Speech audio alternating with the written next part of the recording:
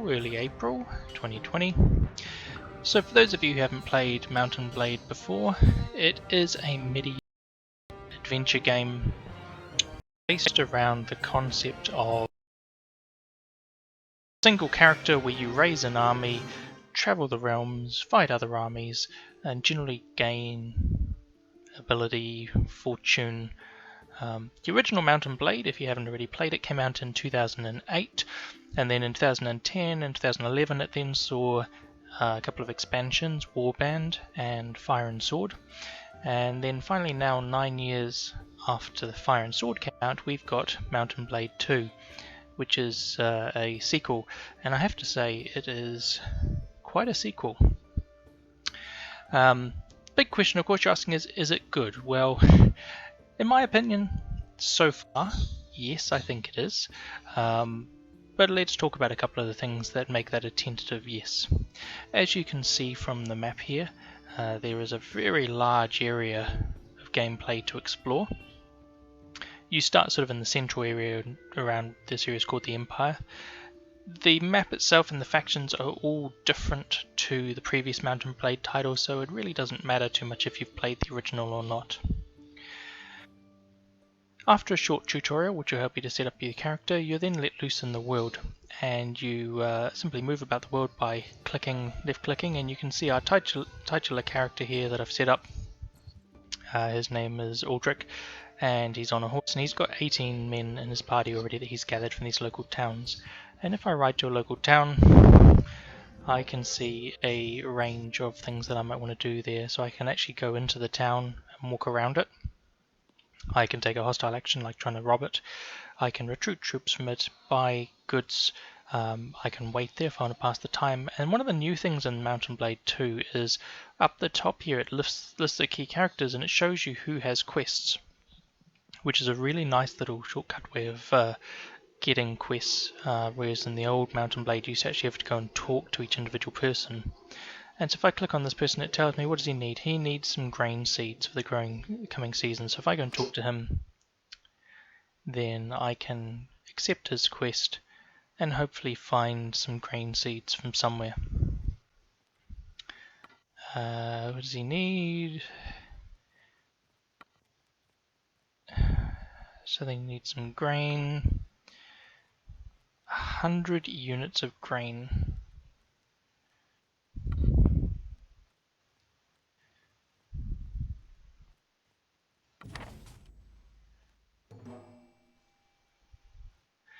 And here we can see our first person of wandering around the town here.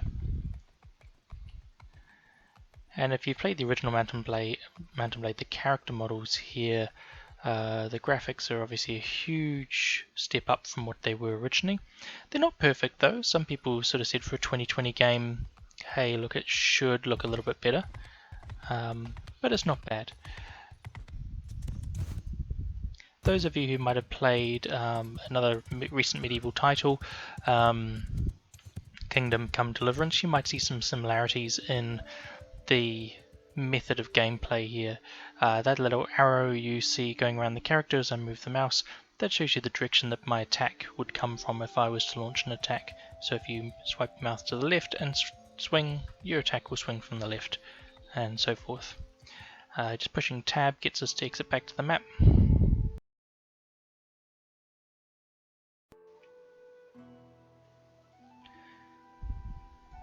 And coming back to the main map here, we can choose to leave the town, and we'll see if we can find a little battle to get into so that we can show you what the combat's like.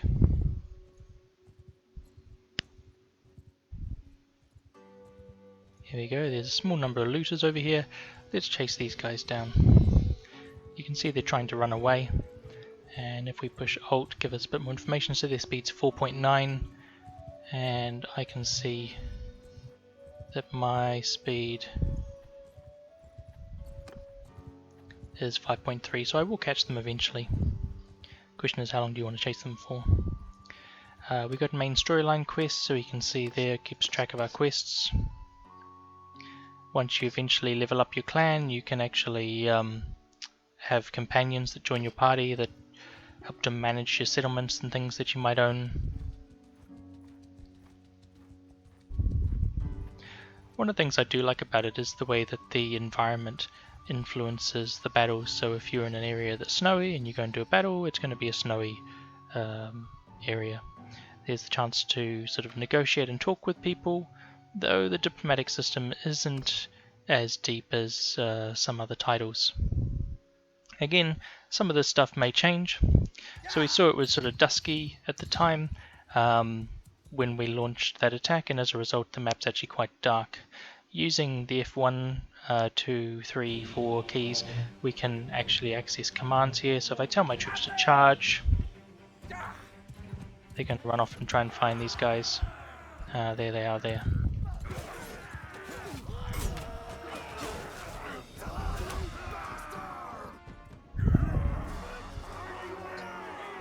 And obviously that was quite an easy battle given there's only 4 of them. But I still gained a little bit of renown, a bit of fame, and a bit of morale. You can capture prisoners as well, so I'll take them to a town and look at selling them off. And I've got a couple of guys who are ready to upgrade their experience. With upgrading troops, obviously they're more powerful, but the downside is that they do cost more money. And you can see that my daily cost, 19 gold here. As my troops level up, that's going to eat into my wages, into my funds that I have. The game is quite a good inventory system, so you need obviously food to keep your army supplied, and you can pick up other little accessories you can outfit. So for instance, I picked up a hood. Neither of that stuff's actually better than what I've got, so. And if I head towards the main city, that one's closer. When I say closer, I mean the distance. We'll take these guys out too. The distance being not through all of that forest and mountainous terrain, which would be slower to move through than just running across the plains there.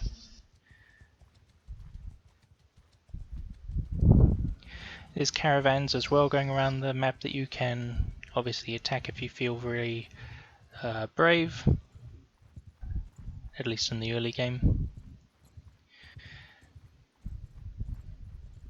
Something else to show you as well is the character sheet. So if I check out the character sheet here, this is quite different from the first game. You have your core stats, which the first game had, and each of them is responsible for sub-skills.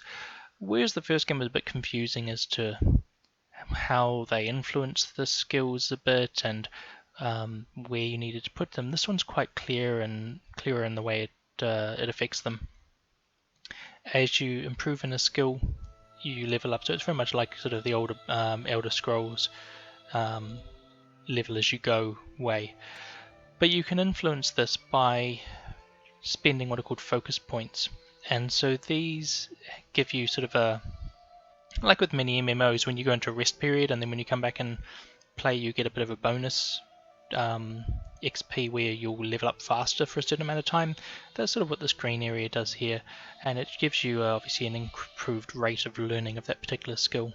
As you get to certain points, you can pick a perk, so you sort of branch with your skills and choose how you want to develop that.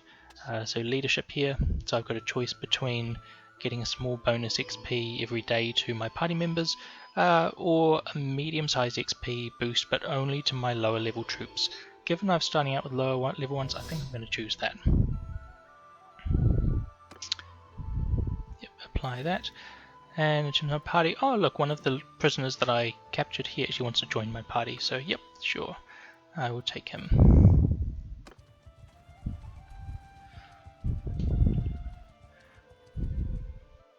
Here we go, this might be a slightly better battle for you to watch.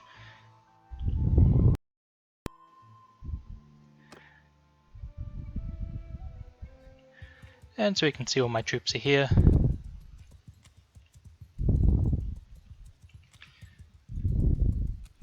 And if I wanted to, I can tell them to go to a certain position.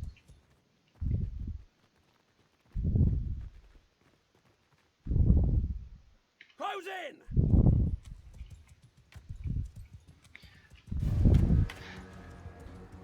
And if I want to, I can go completely hands off so that I can actually tell them to do their own thing. and you can see there my archers are already hanging back.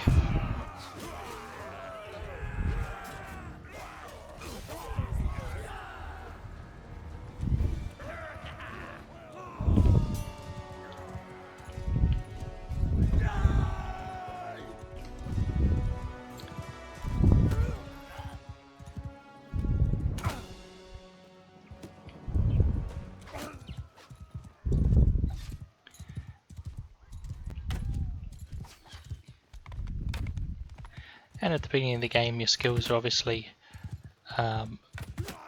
not very high, so, and you can see it says the Eldritch gained a skill point in bow is now 21, so the more people you use different weapons on, the more you do a particular skill, the more you're going to level up and improve in that.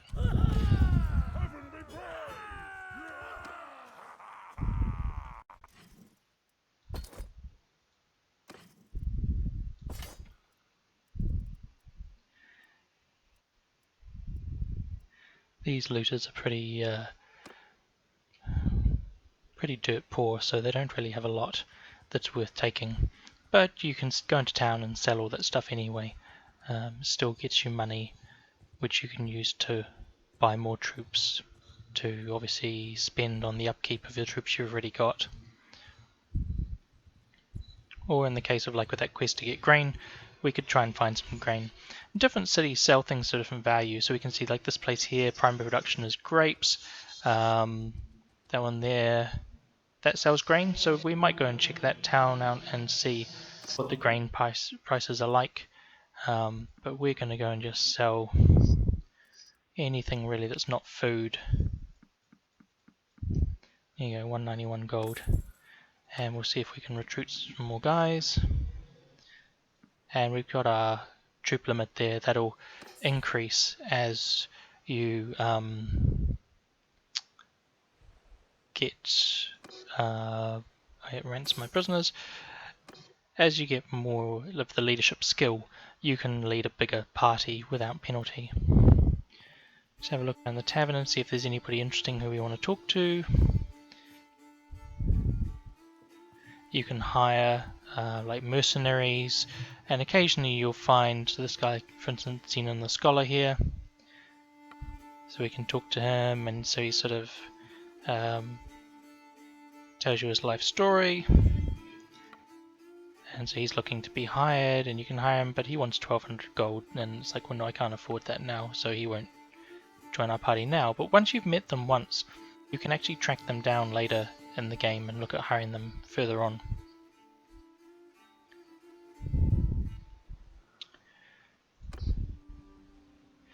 One of the things the game does have, it has a really cool encyclopedia that if you push N, it brings you to, and so you can find all sorts of information here. So if you want to look at, say, kingdoms, and you want to find out about a particular kingdom, so if I go Valandia, for instance, I can see who the current leader is, the sub-clans that make up that kingdom, the fiefs that they have available, who they're at war with, and if I click on this guy, for instance, I can find who his friends are, who his enemies are, his family. So for instance, if you want to get in really good with his faction, then you might look at trying to take out some of these people, or getting in with some of these people, or potentially trying to get on well with some of his family, potentially even maybe even marrying into his family.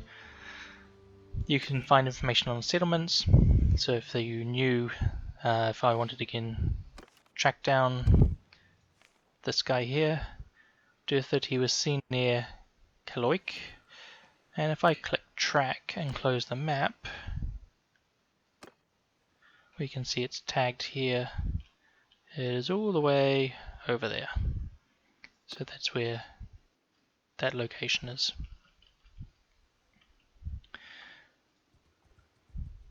So that in a nutshell is the core of Mountain Blade 2 Bannerlord.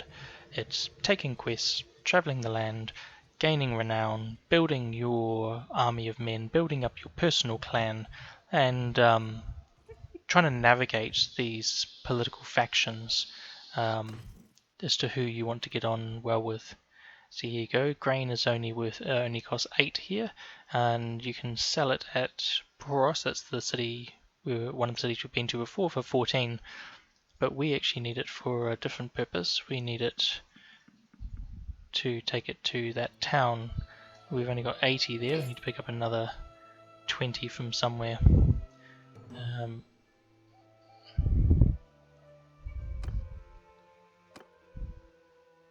Oh, no, they only wanted 10 units of grain.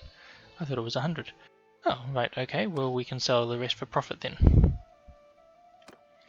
We find Poros, and we can sell all but what we need. And here we go, I've leveled up as well. And so you only get an attribute point every 3 levels, but you do get these focus points, and what you probably want to look at is to see which skills you're using and make sure that you've got some free focus ability in the ones that you're going to use. Like if you've decided that you're not really interested in, say, engineering, there's no much point putting a focus point in now, but you might later on get to a point where you are sieging a lot of cities, and you might want to have some focus points up your sleeve to be able to put into it there. Steward, for instance, it helps with your morale. So if you're running a party that's got high morale, you're going to get steward points. So we might just put one in there, so that it's going to help our progression there. You can speed up the time a little bit as well if it's taking too long.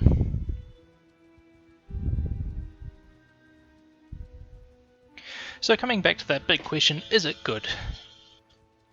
At the moment, yes, I think Mount & Blade 2 Bannerlord is a good game. I think it has a lot of content that needs finishing and adding in to make it a great game. I think if you are a fan of the original and are looking for a modernized version, then you'll be quite happy with it. But I think also you will find a lot that is still the same.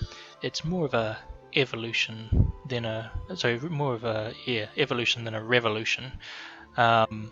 If you're someone who likes medieval themed games, if you like sandbox games that have a little bit of RPG elements in it, then I think you'll find a lot to like here. What do you think? Have you tried it and you agree or disagree? Or is there another game that you've got coming out that you'd be interested in me having a look at to see whether I think it's good or not? Let us know in the comments below, and do consider liking this video and subscribing for more content. Thanks for taking time to watch this.